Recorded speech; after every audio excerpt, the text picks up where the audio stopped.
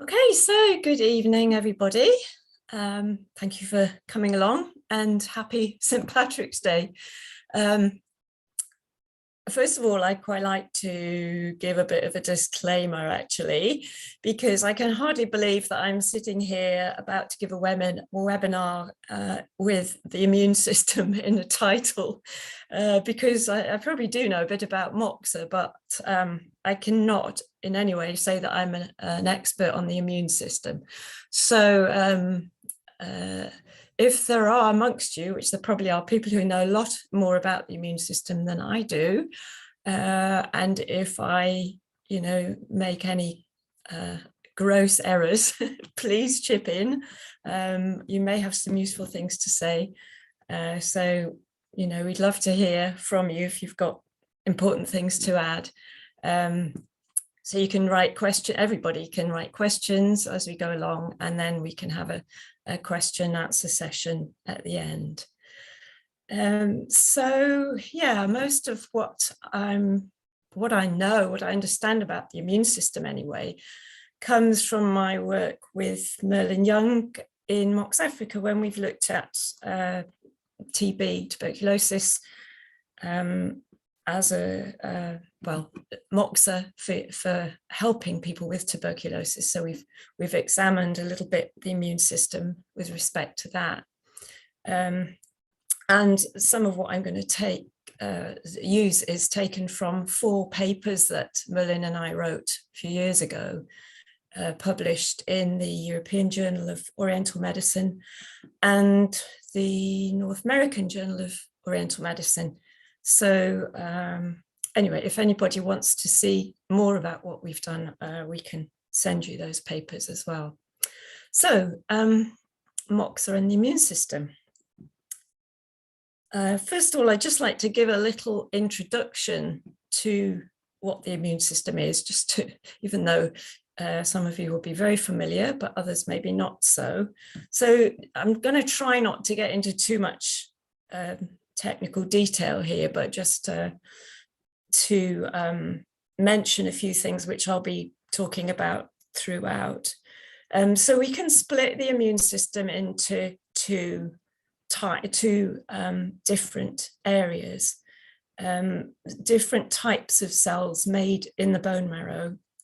One lot goes to make up the innate immune system, which comprises lots of different types of blood cells, red blood cells, the platelets, and various different white blood cells, including NK cells, which are natural killer cells, which you may have heard of. And the job of the innate immune system is basically, in a general way, to mop up anything that comes along that looks like a danger, an alien, something that shouldn't be there, and a toxin. So it's a general protection to the body. Whereas the acquired or adaptive immune system is made up of more sophisticated white blood cells, or more sophisticated lymphocytes, particularly, including particularly the helper T cells and cytotoxic T cells, and you've probably heard of CD4, CD8 cells, and the B cells. And these all work together, and their job is to produce antibodies against particular specific invading organisms. So it's a much more specific type of system, looking at making antibodies to particular strains or particular types of bacteria or viruses.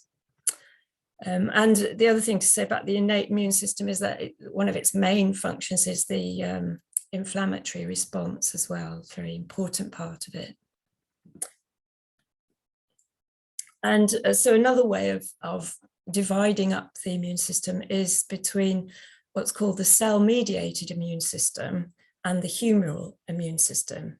So with cell-mediated system, this is, as it says, it's about cells. It's about different types of blood cells, which are eating up foreign cells, eating up infected human cells or cells of the host, and producing antibodies. So it's the activity of the cells, whereas the humoral system is about all the things that are floating about in the blood and the body fluids, the molecules that are produced by blood cells that regulate immune responses. So this is a very big complex system, as we'll see as well, involving the nervous system, the endocrine system, and so on. So just a little, I hope this is helpful, pinch this off the internet to try and illustrate this a little bit. So here we've got in the middle, as an example, we've got lung epithelial cells lining the lungs. And along is coming a virus, which has been actually inactivated by antibodies. If you look at the top, sorry, I hope you can see my my little, I can't see it now. Yes, there. So yeah, so the virus has been inactivated by antibodies, and then those are recognized by the macrophage cells here, which then are able to phagocytose or gobble up the neutralized virus and remove it. But some viruses will get into the cells, into the host cells, and then you have the infected cell, and then at the bottom of the cells here, there's another macrophage which is able to recognize an infected cell. So it's actually going to eat up the infected host cell and remove that as well. So this is what the macrophages are doing to try and, this is as part of the cell-mediated and innate immune system. I can get myself mixed up now. So yeah, the innate immune system is just generally removing things that shouldn't be there. Whereas at the bottom here, we've got these more particular cells, the T cells and the B cells, which are working together to recognize viral peptides or antigens on the incoming pathogens or on the cell surfaces, so that they can eliminate them. So the CD8 cells are actually going to kill the infected cell because they're recognizing something on it that's coming from the virus. And the B cells are producing antibodies to something they've recognized as foreign. So this is the adaptive immune system, able to respond to particular types of incoming pathogen.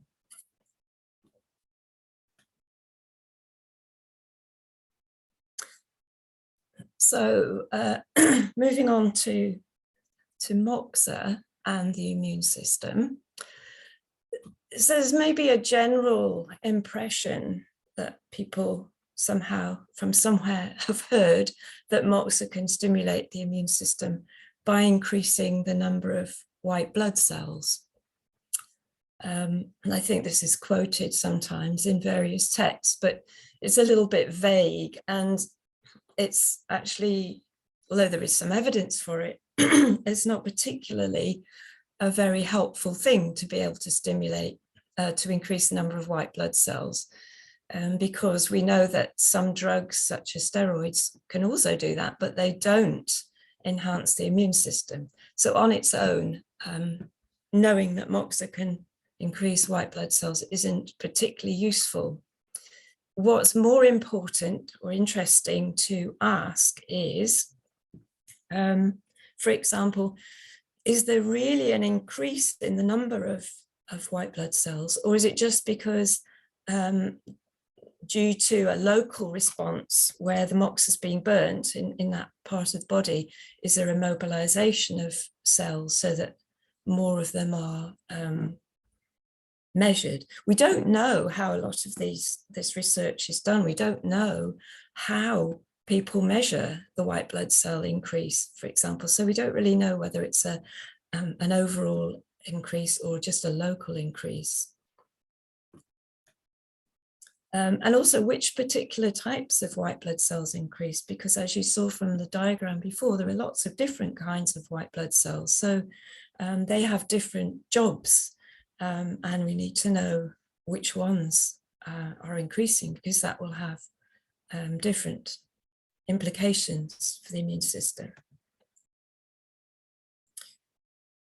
We also need to know how long does it take for Moxa treatment to create such an effect, or any effect on the immune system. And once we've got an effect, how long is that going to last? And then very important, of course, to know what dosage do we need to give, and of course what whereabouts on the body is going to be most effective. So there are lots of different variables that need to be thought about when we're looking at the effect of Moxa on this hugely complicated thing, which is the immune system.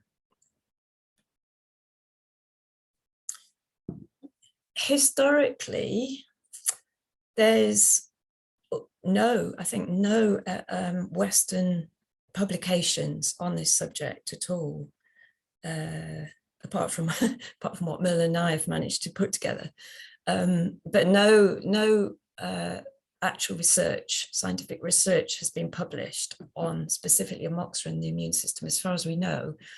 And we did do quite a big literature review a few years ago. So we've looked for this. As far as China's concerned, that they publish lots of things, but mostly they're publishing about indirect Moxa. And in some of the early texts, it does suggest that Moxa was used to help the immune system, because they talked about using Moxa regularly and keeping the burn wet, which means keeping it open. So quite an aggressive burn, blistering at least, and keeping it an open wound in order to ward off toxic qi. And then this wonderful little quote: if one intends to stay safe and sound, one should keep Zusan Li wet. And there's a little, you can see this little guy here with, we think, little Moxa scar on stomach 36, which is very nice. Whoops. Okay, so some of you will have heard of Lorraine Wilcox, who's written quite extensively about Moxa, and she reviewed Moxa in the Ming dynasty, seeing that they used to use Moxa to treat quite difficult diseases such as malaria and TB. But most of their treatments, again, were very aggressive treatments, probably with big cones and with huge numbers of cones. But these were the points that she found that were quoted as being helpful for treating infectious diseases. Most of them on the back, actually, but also Ren4 and good old stomach 36 and spleen 17.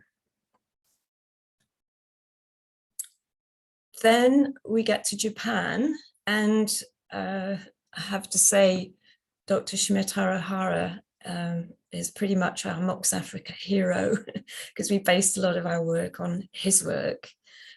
He was a very productive Moxa researcher in the 1930s, and he treated a lot of people before the antibiotic era, especially for TB, using Moxa. So his ideas were that Moxa burns, burns, as we know, when you get burnt, toxins are produced which can be fatal. So talking about serious burns here. being burnt is dangerous, but tiny burns, he said, may have a hormetic effect. So hormesis, some of you may have heard of it. It's a term used by toxicologists to refer to a biphasic dose of something, dose response to an environmental agent. So the idea is that a low dose stimulates or has beneficial effects, whereas a high dose would then be toxic. So a little bit like homeopathy, but hormesis is a phrase or a word that Dr. Hara used with respect to Moxa. So he was focusing on using very small cones of Moxa, unlike the previous Chinese work that had been documented. So he experimented, unfortunately, but as far as I'm concerned, with small mammals, but using small rice grain size Moxa or smaller than that. And he said it was very important to build up the dose carefully, starting with a very small dose, very low dose, just one cone. And particularly with weak patients as well. He said you must start with a very low dose and then build the dose up as the treatment progresses or as they start to get better. And he found evidence of immunological effects. So he did a lot of experiments with animals, and I've put here marmots because I think that's what he used, but I think he used other things as well, perhaps. Anyway, his main conclusions were that moxibustion could be accepted as a supplementary therapy to build up the immune response, because he discovered some immune, as far as was possible in those days at least, some immune factors were responding. And he said that the activation of the immune system was through cell-mediated and the adaptive immune response. So in other words, he found changes in increases in white blood cells and maybe other blood cells as well. And I think CD4, I think he did, correct me if I'm wrong, Merlin. And the other thing that he concluded was that this needs to be built up. So it takes about 4 weeks of using Moxa every day to achieve a sort of effective response.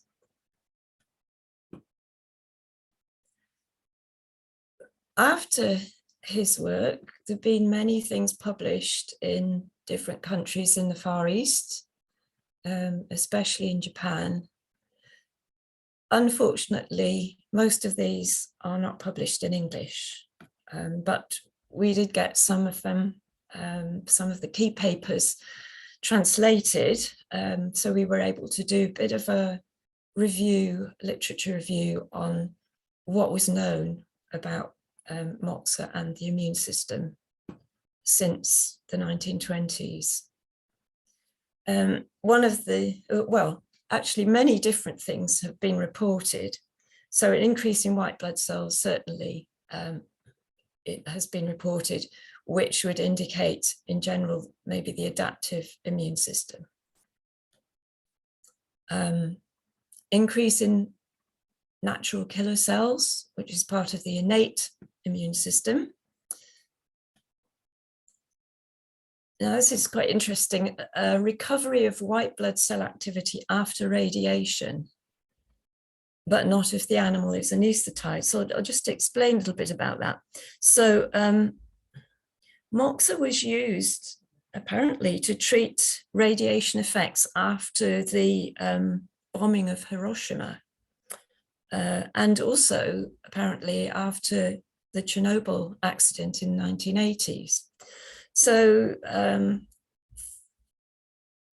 then there's been some research, I think Taiwanese and Chinese research on irradiated mice.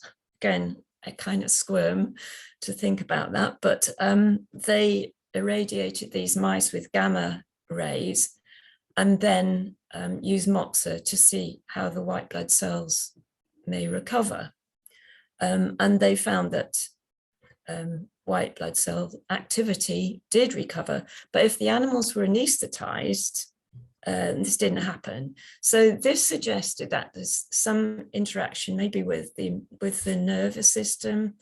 You know, if some parts of the nervous system are blocked, then the response to Moxa isn't as effective. But again, that's kind of pointing to, as we're going to see, the big complexities that there are, all these different interactions and complex relationships between the nervous system, the endocrine system, and the immune system.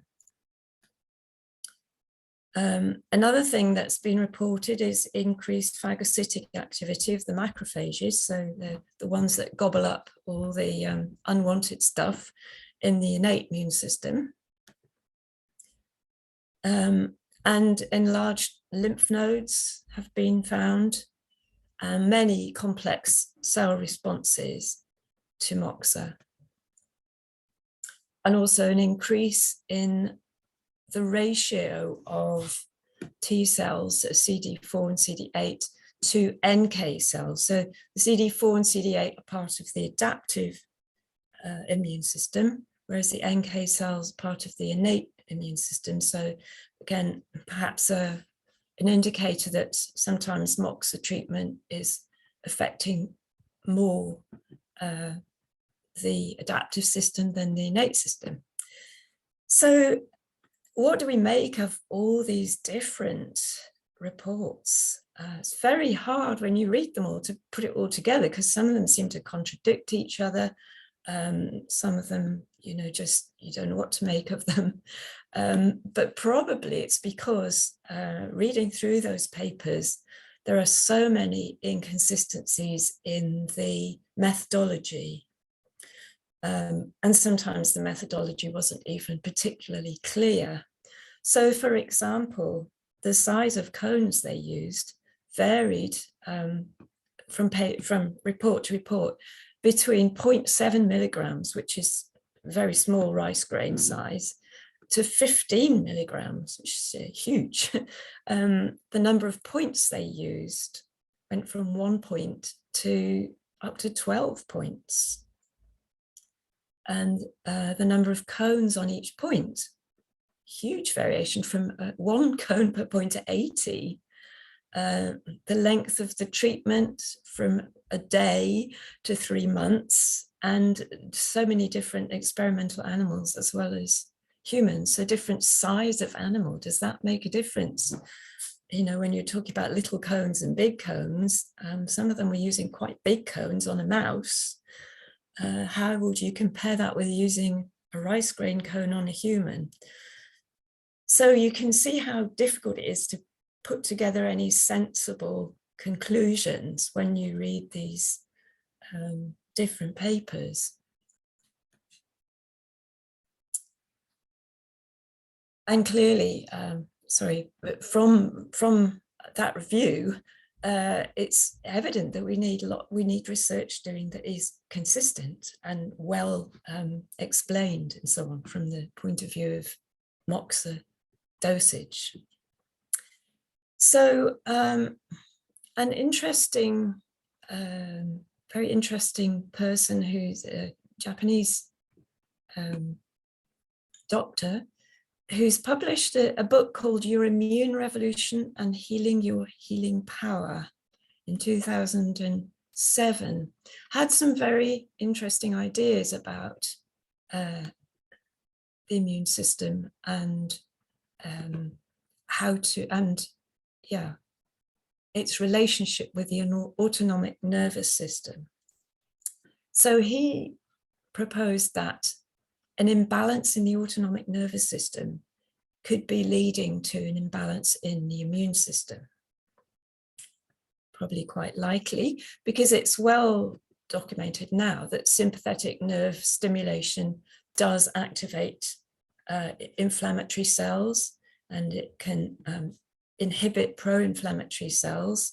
But at the same time, it's also known that sometimes the opposite can happen. So stress-induced glucocorticosteroids can be produced through stress response produced by the brain, can be pro-inflammatory. So they can activate the innate immune system in response to danger signals. So that would be the sympathetic nervous system being stimulated by stress can cause inflammation. And that could, according to Dr. Hara, could be activating the innate immune system. So what he said was that if the sympathetic nervous system is dominant, if it's maybe overactive in response to stress, perhaps, this would enhance the activity of the innate immune system, but it would have a dampening effect on the adaptive immune system. That was his theory. And the opposite would happen if the parasympathetic nervous system is stimulated or is dominant. So this would lead to an enhancement of the acquired or adaptive immune system, and the innate immune system would be dampened. But then what he also said was that he could predict that certain blood cells, the ratio of certain blood cells to each other, would reflect whether the sympathetic or the parasympathetic nervous system was dominant. So he had his healthy ratio. It was the ratio of granulocytes to lymphocytes. So granulocytes are mainly part of the innate immune system, lymphocytes, the adaptive immune system. And his healthy ratio for that would be 65%, 30%, and then a few other things as well, 5% something else. But if that swayed one way or the other, he'd say that that shows the sympathetic nervous system is dominant or parasympathetic. And he would relate that to certain different diseases. And then he would say that by treating with Moxa or other things, this would restore the ratio to within those healthy parameters again. So that's what his book is about, and it's very interesting. How could his theory help to explain the different effects of Moxa? So this is where we thought, maybe this is one way we can explain why how dosage of Moxa could be having different effects. For example, if we're using gently warming Moxa, that generally makes people relaxed, doesn't it? We say it can relax even the internal, the digestive system and so on. If it promotes relaxation, it's then stimulating the parasympathetic nervous system. And is that therefore having a beneficial effect on the adaptive immune system? Whereas if we've got really hot cones, or we're burning them to skin, and we're causing local heat stress, maybe a bit of pain, maybe blister, does that stimulate the sympathetic nervous system? And is that then enhancing the innate immune system? So you'd get a different blood cell reaction to that. So we wonder whether this could partly explain why different treatments and different doses gave so varied results.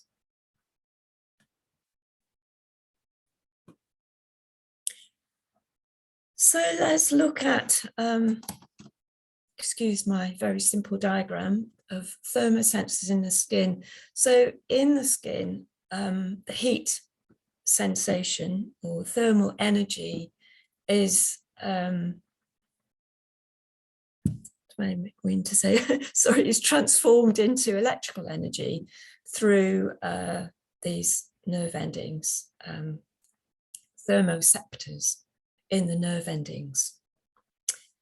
And so we've got the lost my pointer there. We've got the epidermis, which is like pretty much dead cells on the top, and then live cells, and then all these different sensors which take messages to the brain. So we've got heat sensors, cold sensors, pain sensors, touch, as well as, of course, in the dermal layer, lots of blood cells and other things going on. So most of the activity of sensing things is in the dermal layer or close to the epidermis.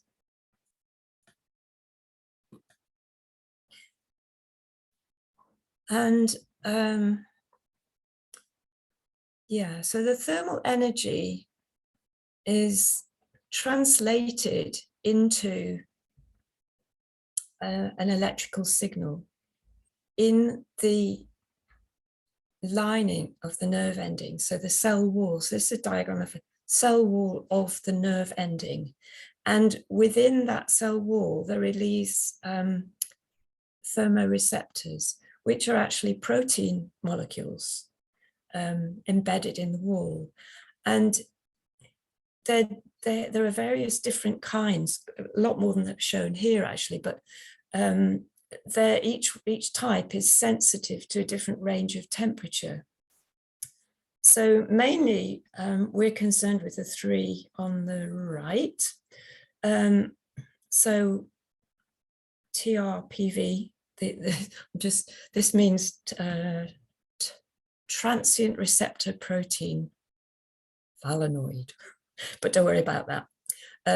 Number 3 is sensitive to this temperature range of 32 to 40, so kind of warm, comfortable temperatures, not noxious temperatures. TRPV1 is sensitive to 43 to 52 degrees centigrade, so that's getting pretty hot. And then TRPV2 is going to react to temperatures above 52 degrees, which of course would be quite dangerous for the body. So when each one is exposed to that, something within their temperature range, then they send a message to the brain. And interestingly, as we'll see later, these receptors are not only sensitive to temperatures, but also to some chemicals, which is quite interesting in terms of Moxa's effect as well, as we'll see. So what happens when we burn Moxa on the skin?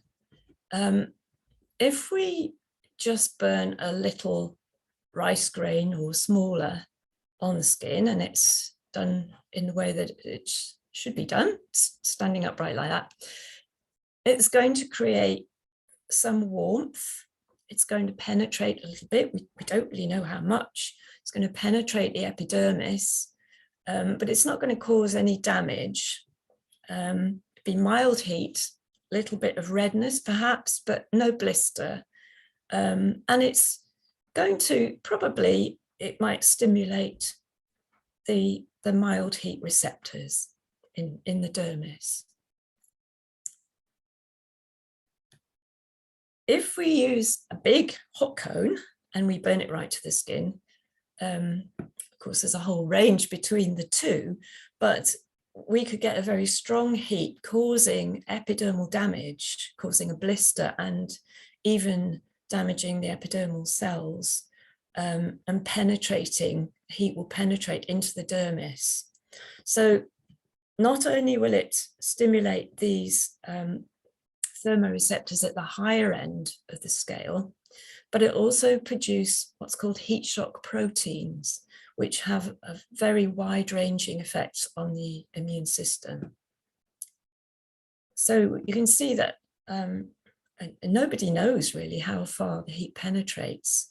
so that's another thing that we could do with researching about.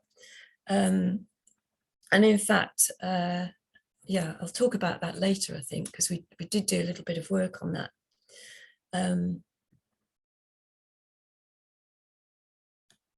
So yeah, just a little bit about heat shock proteins.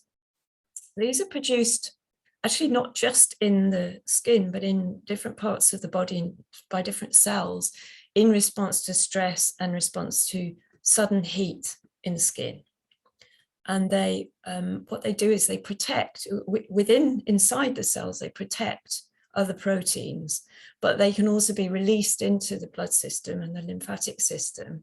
And they have a very wide range of effects on the immune system, on the inflammatory response, on antigen production and all sorts of things. So they're like, they're important communication system really, and they stimulate the immune system as kind of danger signals. So they're really part of the innate immune system because they're recognizing a danger, general danger. Yeah, they have many properties with regard to homeostasis. So what does heat dosage of Moxa depend on then?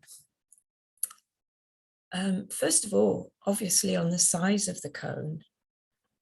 So, you know, obviously the bigger the cone, the more heat, we can imagine that.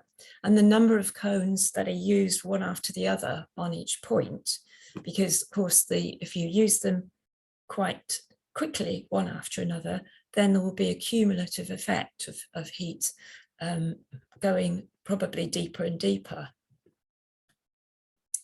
Also the density of the cone, because if you roll a very dense cone, that's going to burn hotter than a loosely rolled cone. And the place in the body where you're putting it, the thickness of the skin. Obviously a thinner skin, you're going to be more likely to cause damage to the epidermis and more likely to heat penetrate further. Done a Moxa technique. So there's a lot of variables here because we can burn the Moxa all the way down. When I'm talking about a small rice grain cone, we can let it burn all the way down, or we can snuff it out before it gets to the skin, which will obviously make it much less of a dose. Cowling, we can put our fingers sort of around the outside of it, which can have an effect on the heat, or sometimes put a little bamboo tube, which I sometimes use. You may not be familiar with that technique, but putting a bamboo tube over the burning cone so that it goes out a little bit quicker. And then whether or not we remove the ash after we've done each one. So if we burn a little cone down and then we put the next one on top of that ash, it's going to make a barrier so that the next one won't be as hot. Whereas if we take away the ash and put it again onto the heated skin, then obviously we're going to get a bigger dose. So many different ways. And again, how difficult to get a really consistent technique going when different people are doing different research. Needs a lot of quite specific training really to make sure that people are all doing the same so that we can compare different research. And the quality of Moxa, of course, as well, because pure, for example, Gold Mountain Japanese Moxa, which is about as pure as it comes, is going to burn less hot than the rougher grades of Moxa. So all these factors affect not just the immediate heat from one cone, but they affect how long the skin remains at particular temperatures. So it seems quite important to think of, like, you often see Moxa temperatures quoted, you know, how hot does this Moxa burn? How hot does that burn? If you look at sites where you can buy Moxa, they'll tell you that.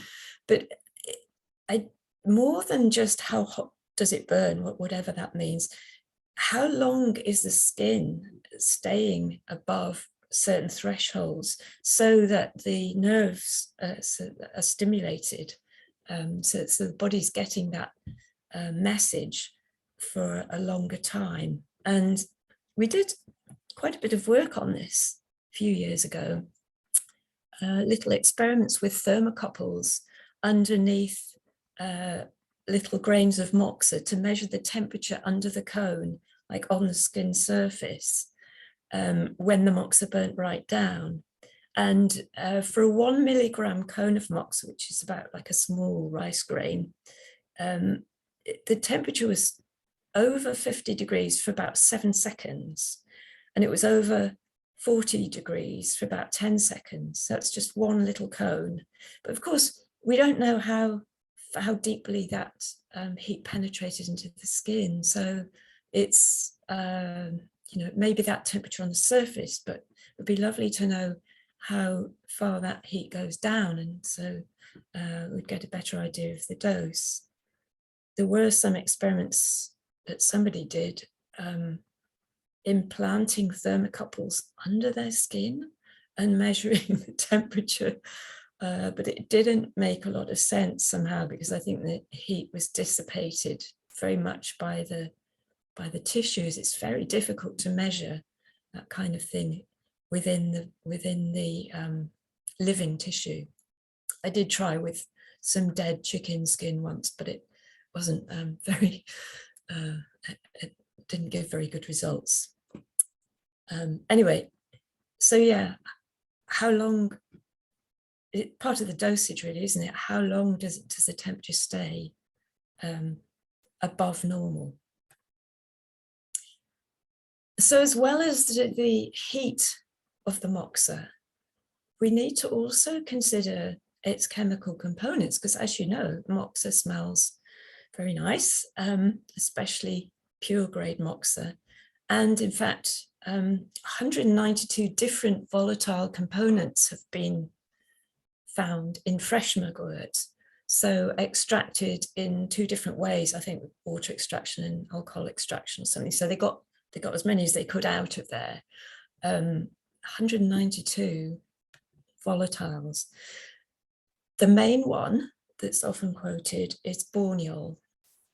And this is very closely related to camphor, which is used, well, actually borneol is used in many herbal remedies and topical applications as an anti-inflammatory, antiseptic, and yeah, has many medicinal, traditional medicinal uses. Camphor, interestingly, has been found to activate TRPV1, so that the temperature, the thermoreceptor in the skin that is sensitive to high, well, 42 to 52 degrees centigrade is also activated by camphor.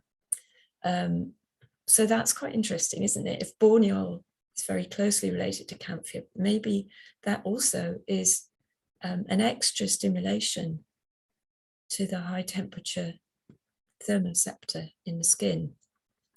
In those experiments with camphor, it was found that long-term application desensitized the receptor. So whether that's got something to do with analgesia, I don't know. They suggested that. Borneol also has been found to strongly activate the lower temperature receptor, and it promotes hair growth. So it's like seems like a beneficial stimulatory effect in the skin. And there seems to be a relationship between stimulation of borneal, and at higher temperatures it's greater. So this makes us think it's maybe there's a combined effect of the chemical and the heat that's maybe a bit more than the sum of their parts. But again, very difficult to measure because we don't know how much of the chemicals actually go into the skin. And yeah, nobody's measured these things. Another volatile, which is often found, well, always found in Moxa, or cineol, also called eucalyptol. And I think that's what's responsible for a lot of the lovely smell that you get from pure grade Moxa. Anyway, cineol has known anti-inflammatory properties, and it's used as a cough suppressant. It clears mucus, apparently, and on the skin, it activates TRPV3, which is the 33 to 39 one, I think. Anyway, the mild heat receptor. So again, it could be having a kind of enhancing effect together with heat from Moxa. Another volatile, which is also found in oregano leaves as well as in mugwort leaves, and in this research was done on oregano leaves, but it was the carvacrol that was found to be, when applied topically, it caused vasodilation by activating TRPV3 in artery walls. So we know that these chemicals can do things that could be part of the inflammatory response. And it would just be so good to know a little bit more about them and how, you know, how much of that stuff is coming through the skin when we burn Moxa. Tannins are found in large quantities even in pure grade Moxa. And these are powerful antioxidants and free radical scavengers. And I know that, well, Junji Mitsutani, who's a Japanese Moxa expert, I would say, lives in Canada, he would say that if you have a wound, putting some rice grain Moxa around it every day is far more likely to heal it quickly than anything else. So, you know, applying antioxidants around a wound, applying things that are helping the inflammatory response and so on, and antiseptic things, all these chemicals could be having a huge effect on the healing, or a huge part in the healing effect of Moxa. We just don't know. And I've included capsaicin, I think that's how you say it, which it's not found, as far as I know, in Moxa, but it is found in ginger and chilies. And the reason I've put it here is that people often burn Moxa on top of slices of ginger, don't they? Don't know about chilies, but it's one of those hot chemicals, and it activates TRPV1. So like heat, it is activating this high temperature receptor. And so when we're burning Moxa and chili, it seems like there probably is a sort of synergistic effect of the two together, the capsaicin and the temperature. And it was found to promote adrenaline secretion in rats. So effects on sympathetic nervous system. Okay, so moving on to our Moxafrica work, just briefly, because what we wanted to know was, would Moxa help the immune system in people suffering from TB? So our work in Uganda, which you may have heard of, we did a clinical trial with just drug-sensitive TB, or ordinary TB patients, not drug-resistant TB. And from 90 patients, half of whom were given Moxa in addition to their standard drugs, and the controls were just given the drugs. So the low dosage of Moxa given every day for 8 months on stomach 36 only stomach 36, showed improved treatment outcomes and faster sputum conversion, which means that they weren't as infectious for as long. And this highlighted the need for us to do similar research on drug-resistant TB, because the drug-sensitive TB ones were already getting a drug treatment. They were going to get better. But at least our research with Moxa showed that actually this could maybe make it quicker, make it happen more quickly, more effectively. But what we really wanted to know was whether this would work with patients with TB that couldn't be treated easily with drugs.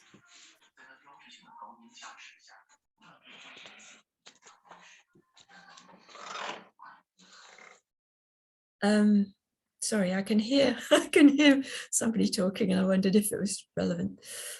Okay, so we needed to work with drug-resistant TB patients, and the only place that we could find who would do this work for us was in North Korea, DPRK. So in 2017, we introduced small grain Moxa to some hospitals in North Korea.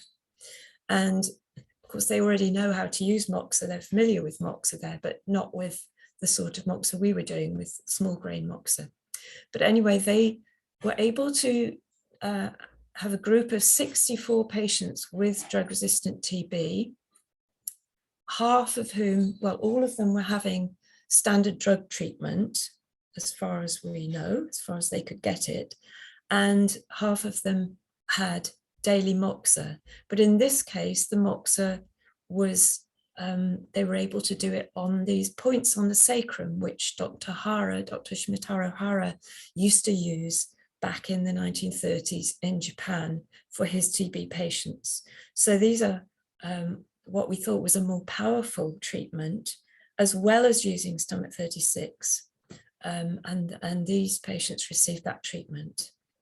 And just briefly, because that's not what this talk is really about, but their daily Moxa treatment showed that they could recover more quickly.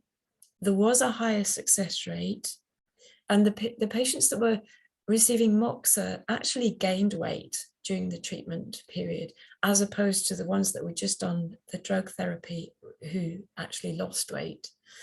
And they found an increase in lymphocytes. So we don't have very clear data on this. We don't have the raw data available. It was quite difficult to get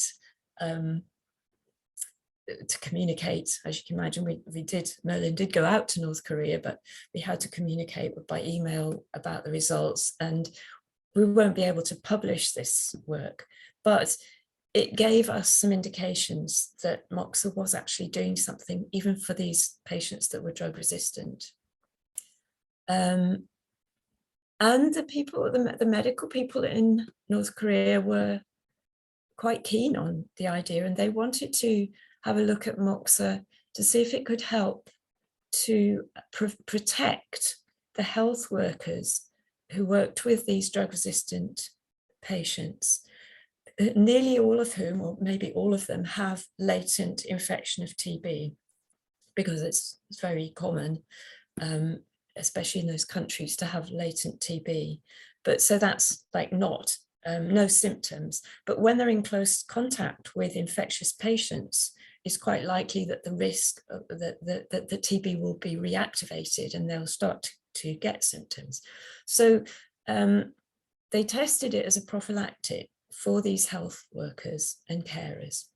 And normally they would be given this isoniazid to protect them, which doesn't really work very well with MDR-TB anyway, but they compared that with using Moxa for 6 months, and they found that the Moxa was just as good at protecting them from reactivation as the drug was. So they were actually very impressed about this, and they really wanted to use it. But sadly, we are not in touch with those people anymore. COVID has been a very difficult time for them, and we've really lost contact with what they're doing now. But these results really made us think even more that we need to try and get people to do some more research on how we can use Moxa for immunomodulation. So I've nearly finished. What do we need if we're going to use Moxa as a way to enhance the immune system on top of whatever drugs can be used, whatever other treatment can be used? What does Moxa need to be?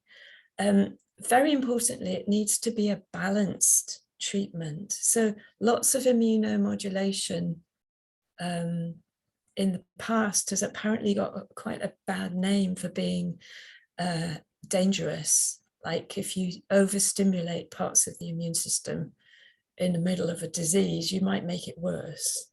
Or you might do something which stimulates certain immune cells and the body can't react to them, it can't respond because the disease is blocking it. So it just doesn't work. So it needs to be not too strong as well, because you don't want to overstimulate and actually make the person feel worse, but also needs to be long lasting. So, something that can be given either daily or that will last a long time. And of course, it needs to be safe, and it needs to be broad acting. In other words, not just specifically for one illness, but preferably for any strains, whether it's COVID strains or TB strains or whatever, drug resistant strains, something that will help the immune system regardless. And Moxa has those advantages because traditionally it's used in daily long-term application and it's safe. And all our work has shown that there's no evidence for it not being safe, and that it has a cumulative effect. So it can be used over and over again and keep building up beneficial responses.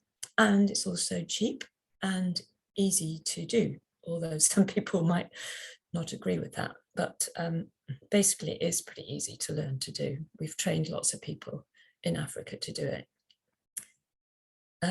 So finally, you've probably maybe heard of this, that when COVID started, we wanted to see if we could help people with long COVID, and by somehow helping their immune systems to be stronger.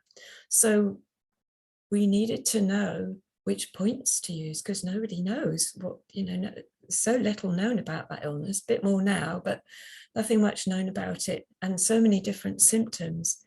So we also needed to know what main symptom combinations we could identify in the patients, and then how to monitor and compare responses of people who might do Moxa over a long period.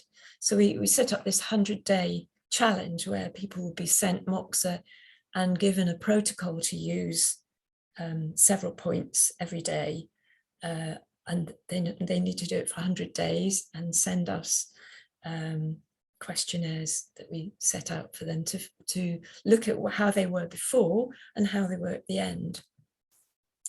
So we set up 4 protocols. All of them include stomach 36, but each of them has a rather different slant on it.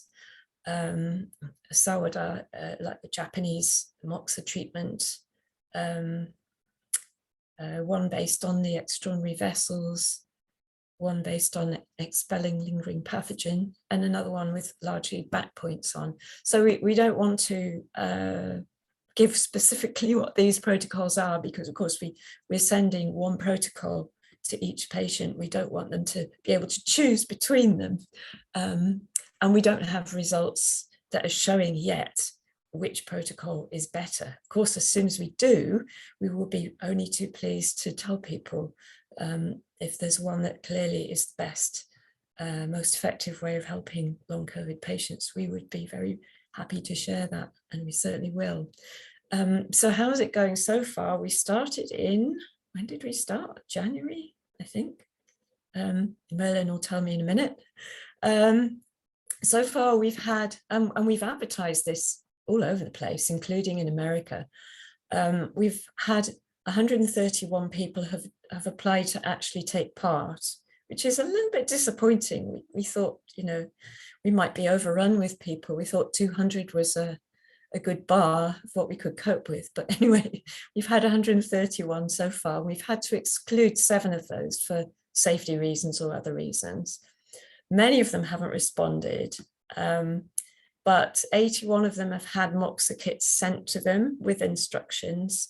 And some of them have used it a little bit and then not carried on. It wasn't for them.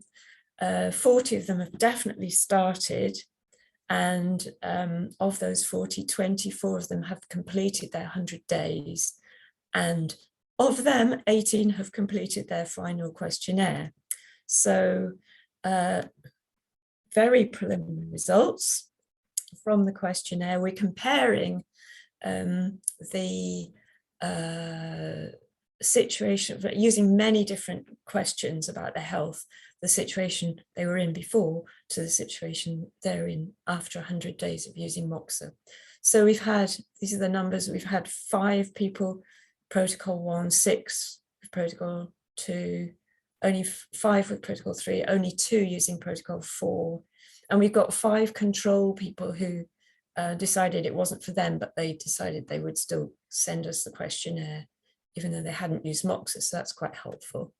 And these are the numbers we've got, and this is really preliminary, of course, very small numbers of patients to compare, so we can't make any real sense out of it. But the higher the number is, the better the effect of Moxa. So far, protocol 4 is winning, and so far, on average, they're all above the controls. So we're, you know, it's positive, but it's a little bit disappointing that we haven't had as many people taking part as we'd like. And of course, there's been a lot of dropouts as well, for lots of different reasons. So that's all I've got to say. And I hope I've made some sense. I hope it's been interesting. And I'd like to open it up for questions and anything that I've forgotten to say that Merlin might want to chip in, and anybody else, please. Thank you for listening.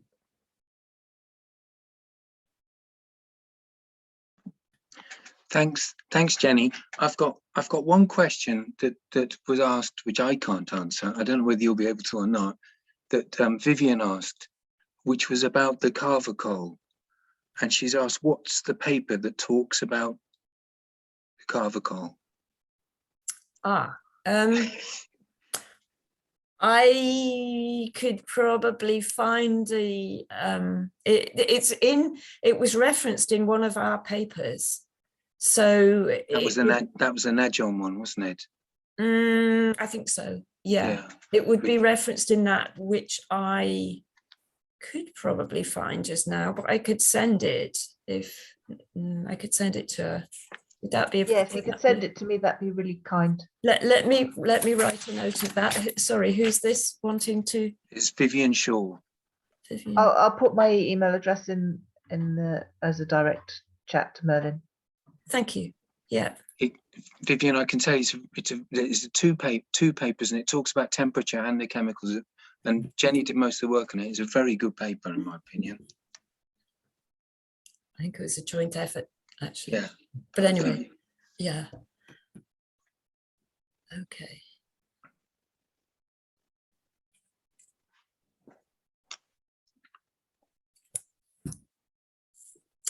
Any more questions?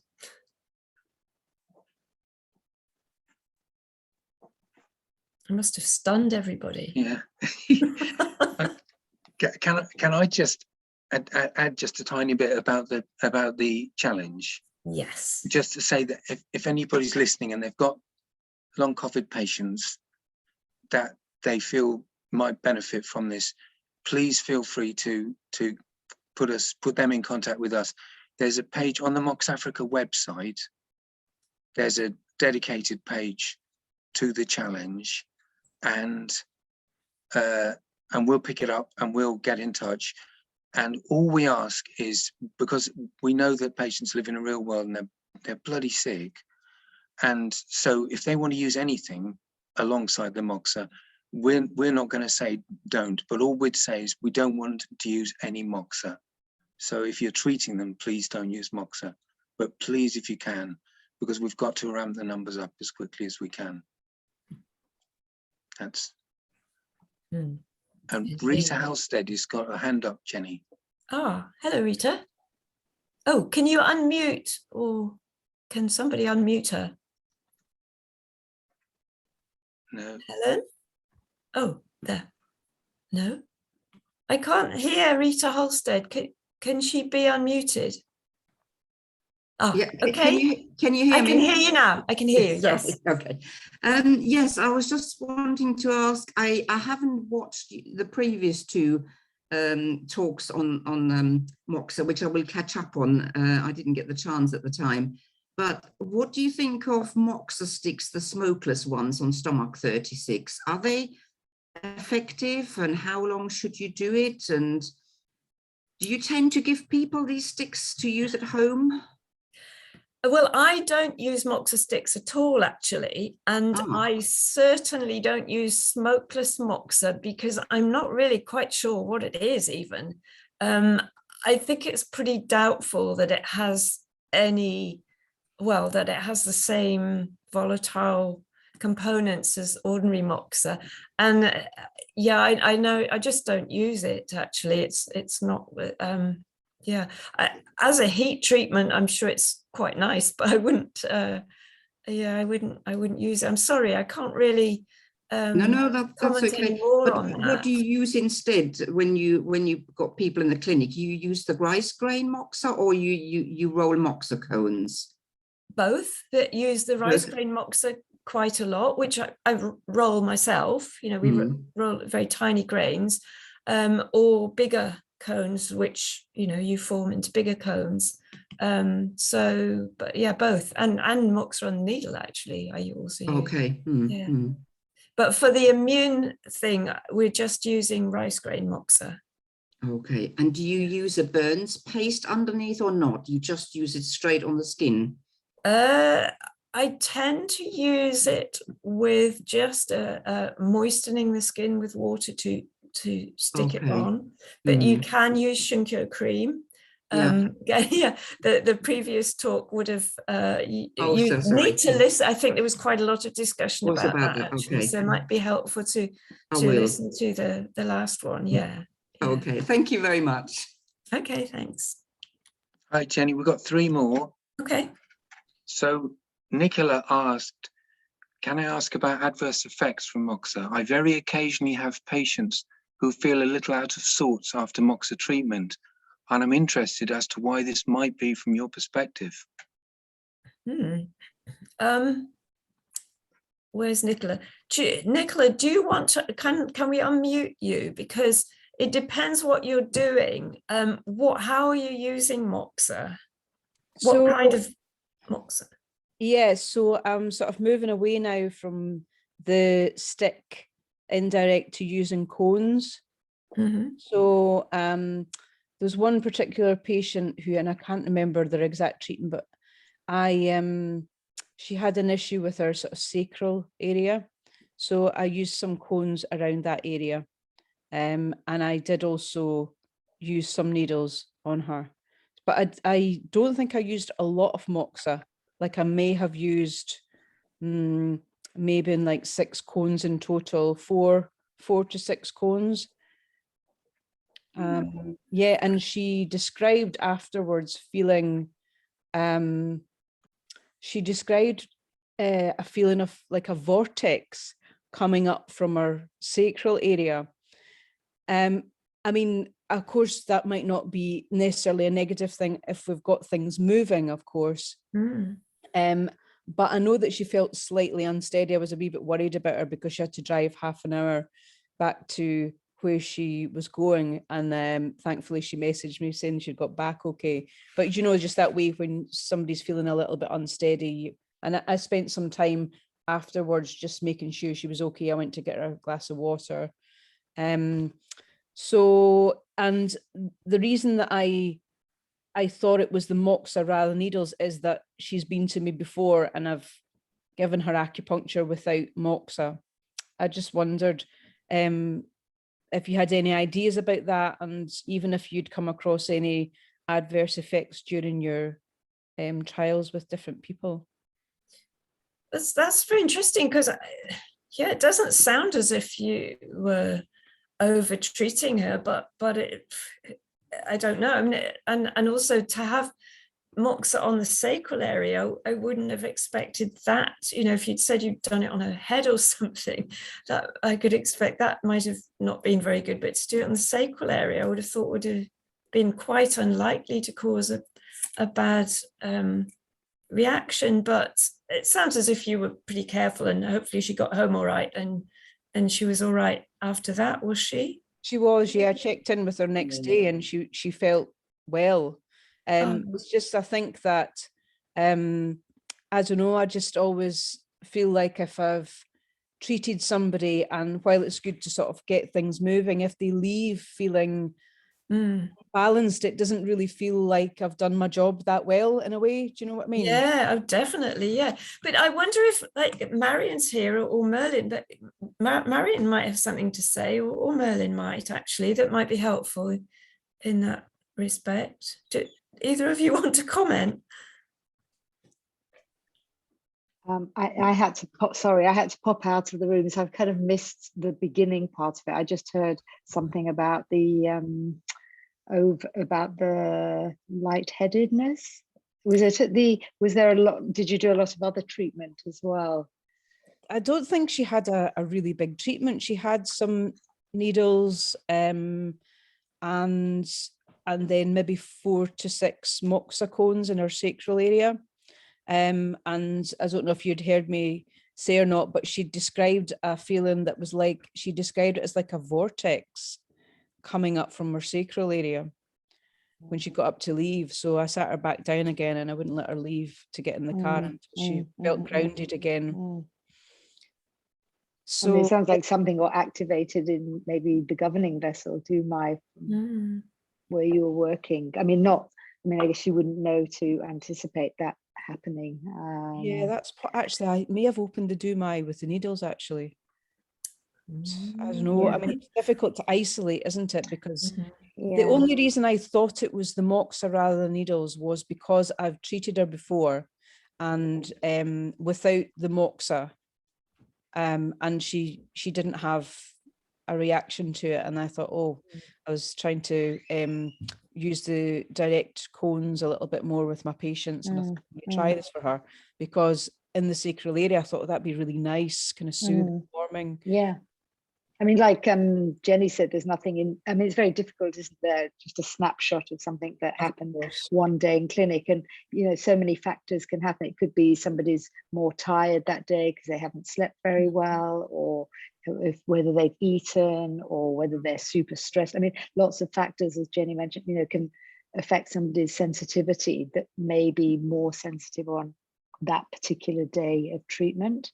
I guess if I was, yeah, it's very difficult, isn't it? Because when you have that experience, you kind of think like, oh my God, I'm going to back right off. And do I want to do this? Because as you say, you don't want your patients going away feeling less well than when they came in. But I would just cut right back and, you know, just start off with just really minimal treatment and do very little.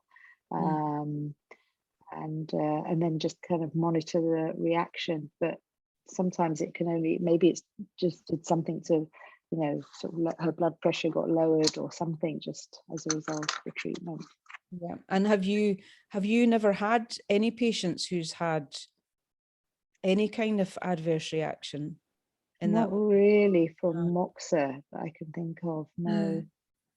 because there's one other patient who I've continued treating and she's been great. It's really worked for her with peripheral neuropathy, but the first Moxa treatment I gave her was actually, it was a stick. I've moved away from the sticks, but I gave her, was it a stick or was it a point? Anyway, she had like a feeling of heat that went from her sort of middle area up to her head. And she had it for about 2 days after the treatment. Anyway, it's not all about. I mean, it's powerful. I guess it is. Yeah, it's kind of powerful stuff, isn't it? And some patients are really, really sensitive, so will respond very differently to other patients. Yeah, I just thought I would put it out there, just wondering if anyone else has had any kind of reactions like that. I continue to use it, but I'm quite interested. Yeah. Anyway, thank you. Okay, I've got another question for you, Jenny. Right. Karima has asked, and I think the answer to this is specifically, I think we should try and answer it specifically in relation to immune response. What about the heat lamp? Does it have the same effect? Oh dear. I don't know, because I don't use a heat lamp and I've never seen any research about heat lamp use for the immune system, but I guess a heat lamp would be relaxing. Obviously heat, it's going to be much less focused. It's going to be more of a whole body thing or larger area of the body. So it's going to be very different from putting Moxa on a point or several small points. But yeah, I don't know. But There wouldn't be any chemical. There wouldn't be any chemical. No, Yeah. you definitely. And really, we don't know what the combined effect is of the chemical and heat. And I feel that there must be one, because because of the evidence that all those chemicals do activate the same receptors in the skin and do have anti-inflammatory and so on qualities. So a heat lamp can't be the same, but maybe it would help the relaxation, the parasympathetic nervous system, and that might help the immune system some way, but not in the same way as Moxa. I can remember reading a paper, it was on foot baths, warm foot baths, and it had effect on immune cells. So it could easily do it. Yeah. Okay. Yeah. So we're getting some questions in. I've got to keep up now. So, ma'am, I've got to hang on a second so I can go back up because it's scrolled on me. Right. This is Mammy. She says, which points would you recommend to apply Moxa apart from stomach 36 for long COVID patients? This is the results of our 100-day challenge that we haven't got yet. This is what we want to know, actually. So we can't tell you yet because we don't know which ones are the best. And we did, before we set up the challenge, we did ask quite a few Moxa experts around the world, and they didn't really give us any very clear answers, did they, Merlin? No. And we were a bit disappointed because we thought, oh, they'll tell us what to do. But we just thought, well, we've got to try a few options and compare them. And that's what we're trying to do. So as soon as we know, we will publish it. And that's why we need patience, desperately need patience, because we won't know otherwise. No, we're not going to find out if we don't do it. Next question. I hope that's okay for you, Mummy. Anyway, next question is from Jing. How many cones to use daily for the TB patients? Right. Okay. Well, we did have a protocol with this. So we always told them to, because we were training the healthcare workers and the nurses and so on, so that they were doing the work while we weren't there. So we told them to start always with just 1 cone on each point each day, and then build that up to 3 and then 5 and then 7. I think that's what we did. And maximum was 7 on each point. So always weaker patients got less and built up carefully, you know, always keeping an eye on their response, because if there was any unwanted responses going on, if it seemed like they were being overtreated, then we had to take it more slowly if there was any adverse effects. But we didn't really find that to be the case. But yeah, so up to 7 cones on each point is what we've been teaching people to do. And that was based on Dr. Hara's research too, I think. Yeah. Pretty much, Yeah. yeah. Okay, we've got about 8 minutes and we've got at least 4 to get through. So Right, okay. So is it correct to wait until the patient can feel the heat from the cone before we remove it? This is from Lynn. Right, is it correct?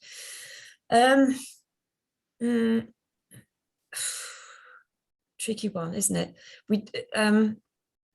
If they feel the heat, I see different people will feel the heat, and different parts of the body will feel the heat more quickly than others. So it's very tricky.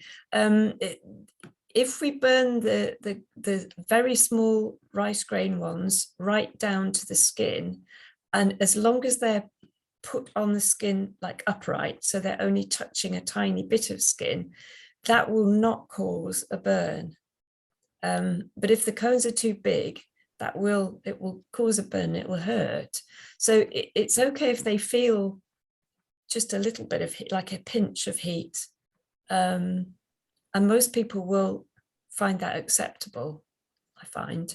But if people are too sensitive and they really don't like even that, you can just like snuff it out a little bit before.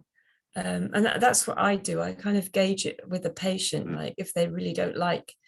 Some of them love to feel like a strong heat, but not to blister or anything, but just to feel the heat. They like it. But other people, if it's too much, I put it out just before it hits the skin.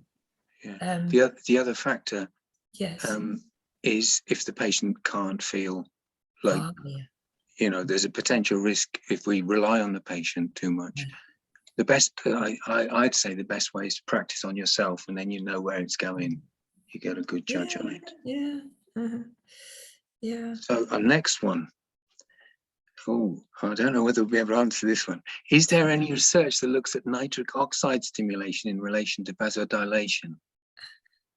Sorry, I have no idea. No, I would suggest you Google it. I'm sorry. I know nothing about nitric oxide at all in that way. So I can't help you, afraid. So Liz, Kid, to everyone, do you have any particular brands of Moxa you recommend or that you have most confidence in?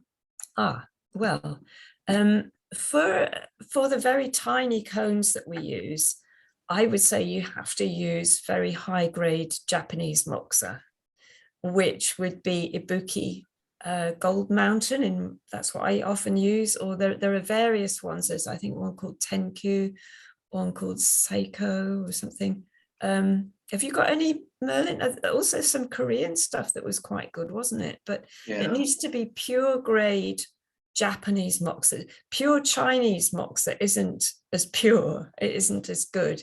And the reason it's not is it's not as fine, and you can't roll it into those very tiny bits because it's got too many fibers, too big fibers in. So Japanese pure grade is what to use. Gold Mountain is really the best, I think. Would you agree, Merlin? Yeah, I wouldn't argue with that at all. So next one, I think I know we've got. Oh God, we've got a load. Okay, next one, Virginia. When do you use cones versus rice grain? How do you differentiate their use in the clinic? I was only trained to use cones and wonder about the use of rice grain versus cones. Yeah. Well, that's an interesting one too, isn't it? 'Cause I tend to think of cones as being bigger and only burning them down like halfway down. So it's just going to be very warm, mildly warm, gentle treatment. For example, to finish off the treatment, I might do that on Ren 6 or something. Or if there's a very deficient area, cold area, I might use Moxa bigger cones and burn them halfway down. but it mostly I'm using rice grain or even smaller if I'm trying to sort of, well, to stimulate something or to get something moving, to clear little lumps or inflamed air around the edge of inflamed areas. I would be using the little ones, that rice grain or even thread moxa, to do that, and burning it right down. So it's just like a little pinch to the skin, but it's moving something. That's what I do, but other people may differ. And Makes next sense. question, Rita, what did your Moxa kit include and what type of Moxa treatment did you suggest? And I'm wondering what's that. Maybe Rita, if you could unmute, Rita, maybe you could give us a bit more on that one. Do you mean for the 100-day challenge, or do you mean for the TB? That's Yes, for the 100-day challenge. That was for the long COVID, wasn't it? Okay, Yes, I'm happy to answer that, because it's my okay, job you to answer send that, Merlin. Yeah. it's my job to send this stuff out. Okay. So they get 15 cones of 15 incense sticks. These are quite thick incense sticks, so they burn slow, and 10 grams of high-grade moxa, and a bunch of instructions, Okay. including film links and stuff. So they need to supply the fire, but apart from that, we've pretty much given them everything they need, I think. Do you get the boards, Merlin? Do they get rolling boards? No. We tell them to do that themselves. They've got to find boards. Yeah. So they roll the moxa to get nice, easy shapes. Is that okay? And have you got any links on that? Is that on YouTube? There is, but we'd rather, we're going to be a bit awkward here, because the links include points, and we're trying to keep the points discreet at this moment in time. Okay. We don't want people crossing over between. It could really foul the data up if they move between, they start experimenting. So no, it was just out of interest for me, really, what you included. So okay. no, that's fine. Thank you. So hang on a sec. What else we got here? What other? Oh, this is a good question. This is Lee Fen. What other reactions have you noticed during Moxa sessions from the patients who receive Moxa, e.g., emotional? Ooh. Gosh.